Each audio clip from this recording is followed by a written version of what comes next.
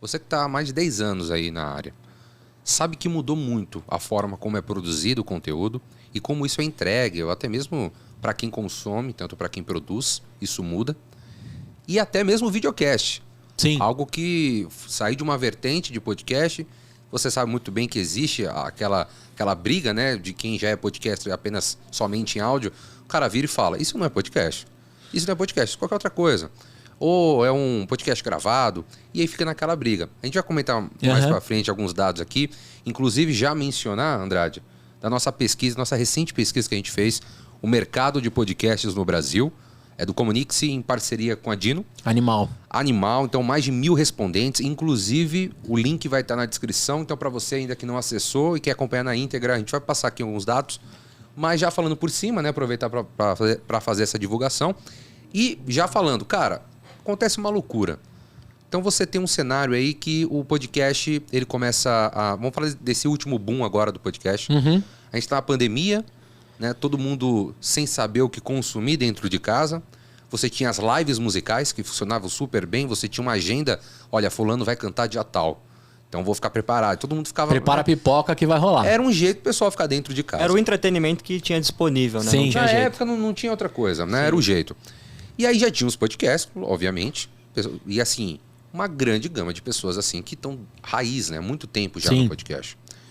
E aí no meio de tudo isso, nasce o videocast. A galera ainda, né, não sabe o que é isso. É um programa de entrevista?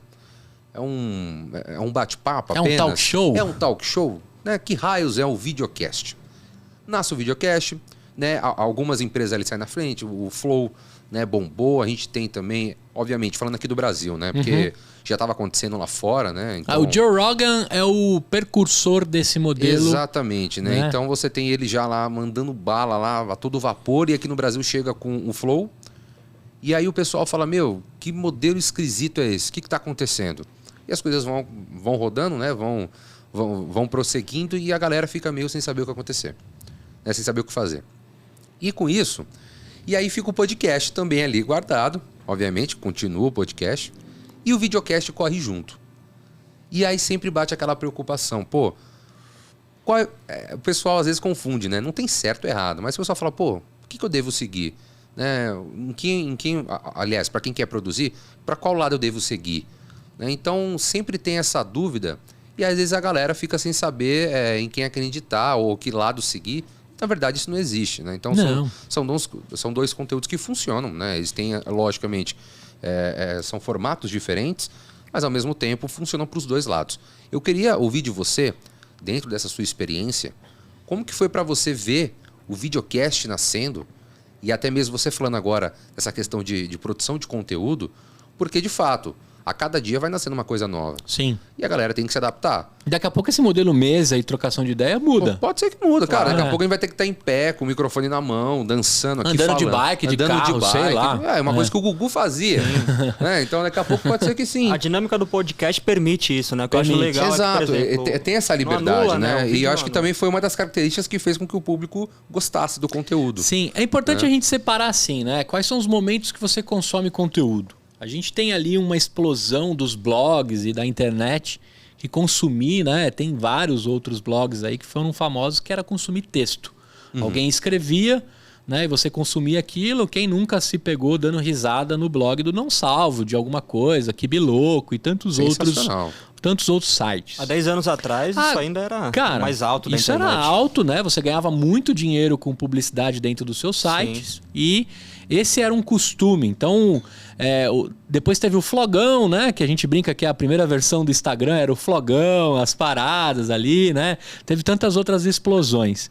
Então a gente está falando de um consumo em texto. O Google nasce puramente de indexar textos e entregar em formatos de uma pesquisa. Aqui no Brasil a gente teve o KD na época e tantos, né? O Yahoo e outras plataformas que buscavam esses conteúdos por meio de texto. E aí a gente tem aquele fato emblemático dos fundadores do YouTube vendendo a plataforma para o Google. Ou seja, vamos acompanhar, né? O Google só gosta de resolver problema de bilhões de pessoas. Então ele resolveu um problema de bilhões de pessoas, que era como encontrar bons conteúdos em formato de texto. Quando eles compram o YouTube, eles estão se posicionando no seguinte: a partir de agora todo mundo é dono do seu conteúdo e vai começar a produzir esse conteúdo em formato de vídeo. Né? Então o fato de YouTube, né? Todo mundo vai começar a ter os seus canais, as suas construções e vai descentralizar aonde está a informação. A gente cresceu com os canais de televisão colocando a programação e você engolindo aquilo. Né? Às 9 da noite vai ter novela e ponto final. O YouTube acaba com isso. E aí o Google compra com grandíssimo interesse em dizer assim, do texto a gente vai para a linguagem visual. Beleza? A Apple ali, com o iPod, lançando suas coisas, entende que 1000 músicas cabem dentro de um negocinho chamado iPod. Aí as pessoas começam a ter controle sobre a música. Você já tem controle sobre o que você vai assistir e educar, depois você tem controle sobre o que você vai ouvir. Onde que eu quero chegar? O podcast, ele é um formato leve, sob demanda, que você escuta um conteúdo e um entretenimento a hora que você quer. Então, de novo, você, ser humano, tem a decisão do que você vai consumir. E aí o podcast, ele tem uma particularidade que deve ter aparecido na pesquisa de vocês, que é: o cara te escuta no trânsito chato de São Paulo e das principais capitais desse país, o cara te escuta na academia, ele te escuta caminhando e ele te escuta lavando louça. Lavando louça eu tenho uma porrada de ouvinte. Né? Tem gente que lava a louça até mais devagar para poder caber o episódio inteiro, dependendo do podcast, né? E é uma característica assim bem próxima até mesmo do rádio. Sim, sim. Que o rádio, principalmente a minha mãe também, eu lembro muito da minha mãe. Aquelas cartas de amor. Sim. É naquele horário. Então deixa pra fazer naquele horário, demora um pouquinho. Isso. A oração, né? A minha mãe pegava o copo, botava em cima do rádio. Cara. Né?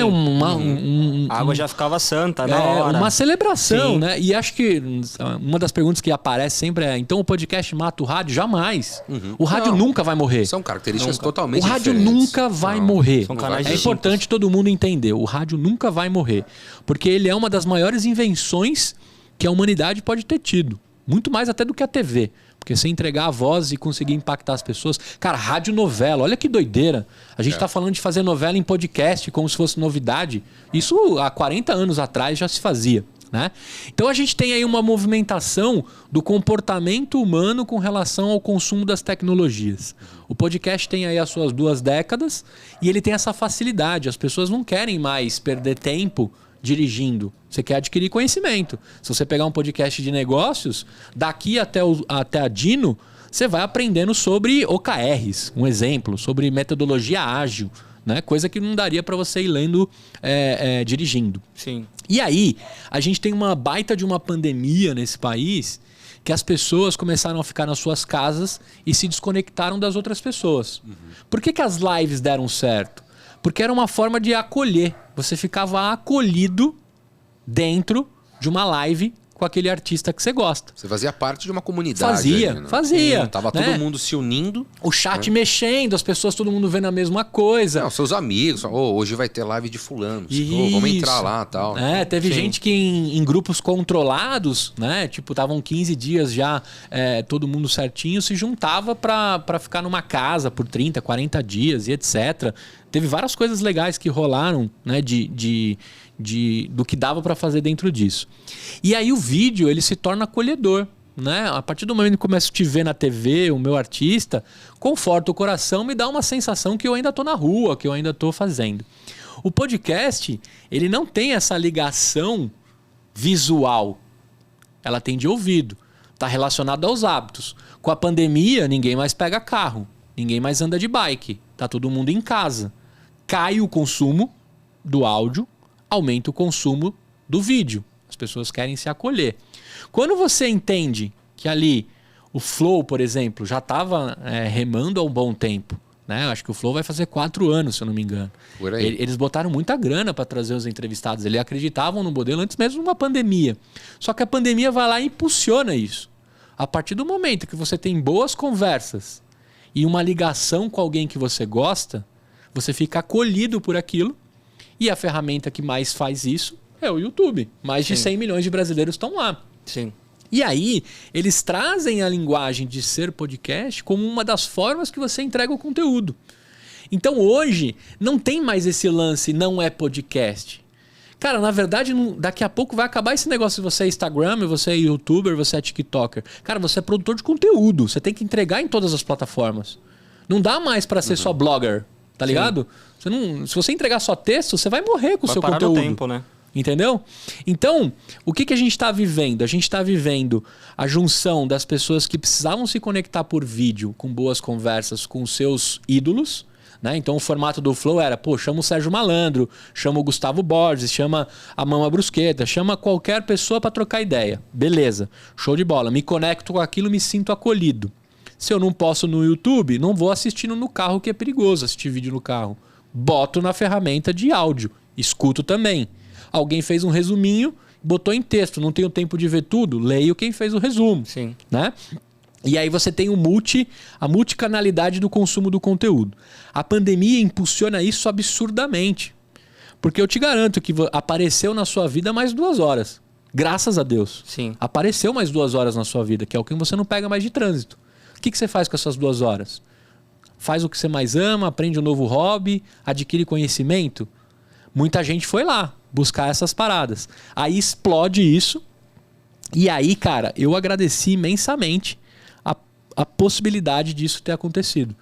Aí, tudo bem, no Brasil a gente tem muito isso, né? Carregar o lance do podcast ser aquilo, mas não tem problema nenhum. A gente esperou 2 décadas, cara, pra chegar a isso. Eu tô amando o que tá acontecendo. Sim. Até pegando o gancho que você comentou lá da questão do Google e do YouTube, né? O videocast ele não anula a possibilidade da pessoa somente ouvir o conteúdo que ele foi produzido originalmente no vídeo, né? Não. Vai funcionar da mesma forma. E o YouTube, ele foi, acho que assim, uma forma ímpar, assim, de impulsionar, assim, ainda mais na pandemia, porque o YouTube, assim como o Google, ele é um dos maiores mecanismos de busca do mundo, né? Sim. Ele entrega para você o vídeo. Então, se o podcast ele traz um conteúdo de relevância, o YouTube vai jogar ele para você conforme a sua pesquisa, né? Então, é uma forma de impulsionar ainda mais, né? Então, não dá para fechar a mente pensando que o vídeo ele não é o podcast, né?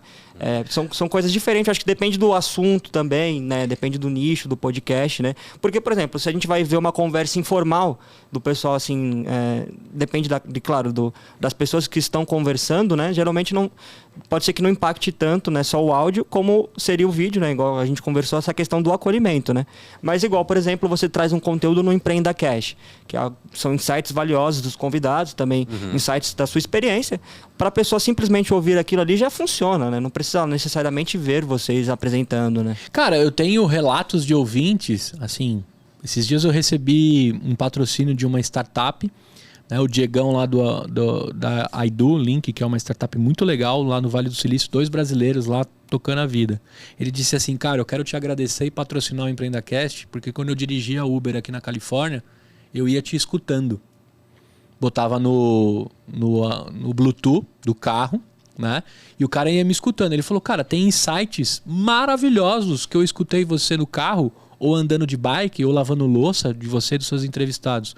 Mudou a minha vida. Hoje eu tenho uma startup, boa parte do que eu construo foi feito disso. Cara, pra mim, como produtor de conteúdo, escutar uma parada dessa, eu vou fazer propaganda pra ele o resto da vida. Ele me pagando ou não.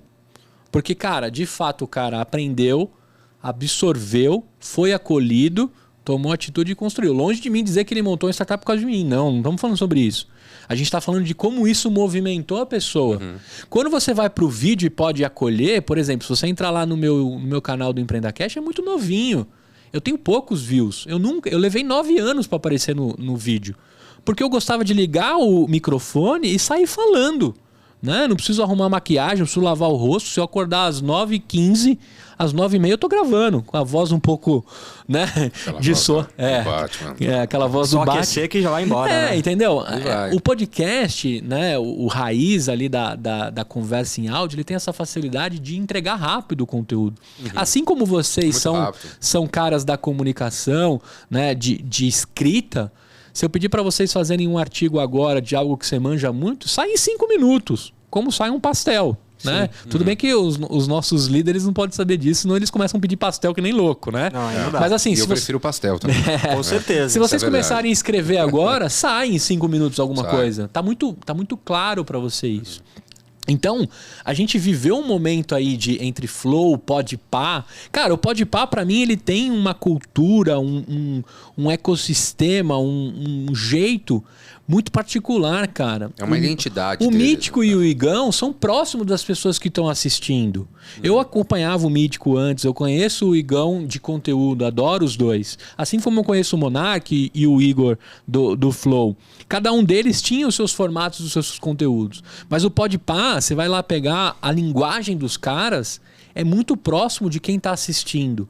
As traduções. Você trazer um filósofo, poder apertar a tecla SAP para sua quebrada, para alguém entender do que está rolando, né? Não estou dizendo que a quebrada não entende de filosofia. Estou dizendo que a linguagem, quanto mais simples e direta, mais fácil de ser consumida. Sim. Claro. E aí quando você acolhe que a figura dos meninos é próxima da sua, que independente de quem senta na mesa, eles tornam aquela conversa traduzida, cara, não tem nada mais acolhido do que isso. Né?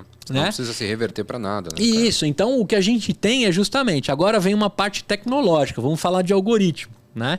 Quando você fica 4 horas trocando ideia com o Mário Sérgio Cortella, que é um monstro de conteúdo, Ser humano, cara, 4 horas com ele, se você cortar bem o conteúdo dele, botar numa ferramenta que distribui, que indexa e que entrega para todo mundo, 4 horas com o Mário Sérgio Cortella, é impossível que você não vai atingir metade do Brasil com alguma coisa que alguém está pesquisando agora. Sim.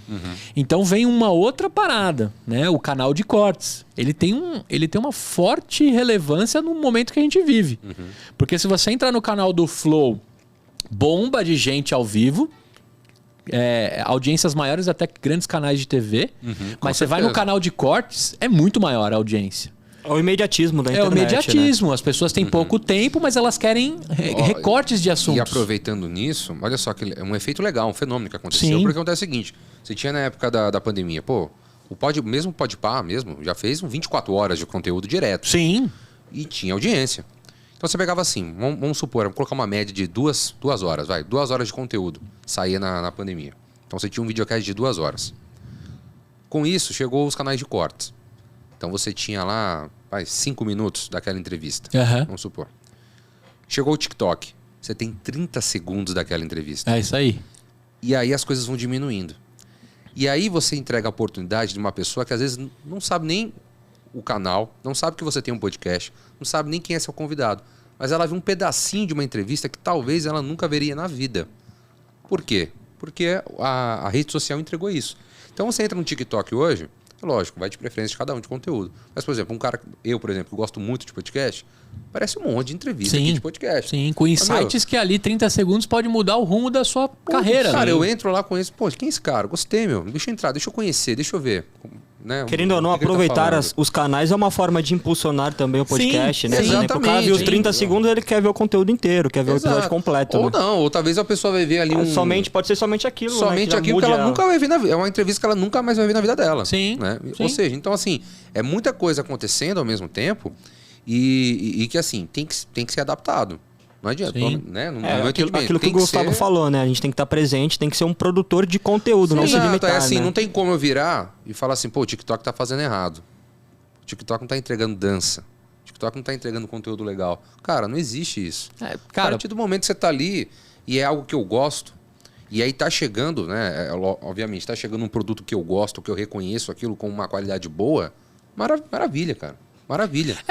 Hoje você é dono do seu feed, né? Você tem domínio. Antigamente a gente não tinha. E cada Vocês lembram vez, as primeiras versões? Você não tinha cada vez como. se torna mais. Os números, assim, são absurdos. Você fala uma coisa aqui, seu celular te ouve, cara. Você abre aqui Daqui a pouco vai ter a sugestão de um podcast. Vai ter a sugestão de podcast. Não, daqui a pouco. Exatamente. Então, assim, é muita coisa que está envolvida nisso.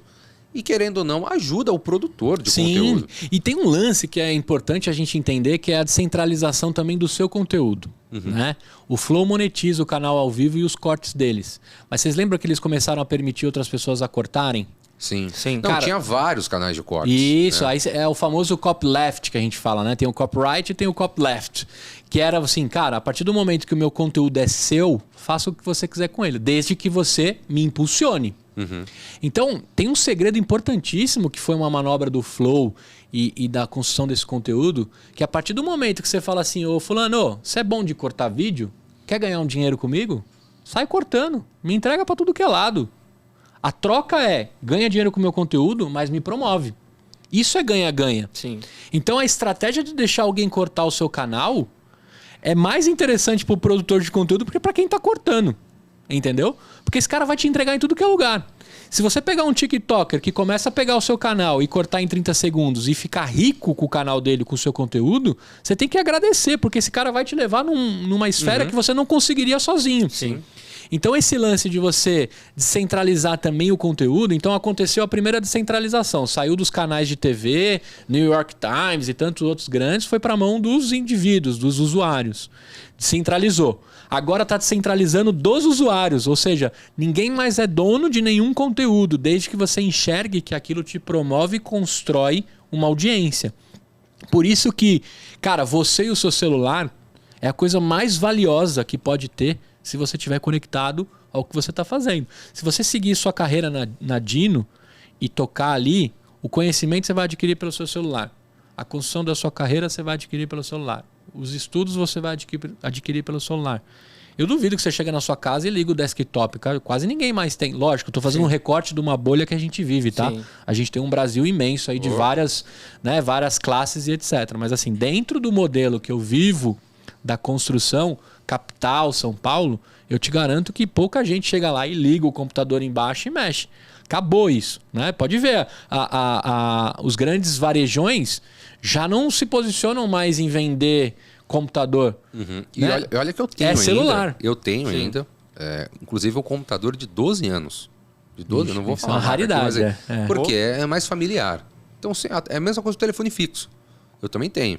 É hoje. Tem um ali que virou peça de museu. Virou peça de museu, olha só, pra você ver. Então, assim, e é engraçado porque hoje, se você sai, você consegue ver essa diferença. Sim. É discrepante, cara. Sim. É discrepante.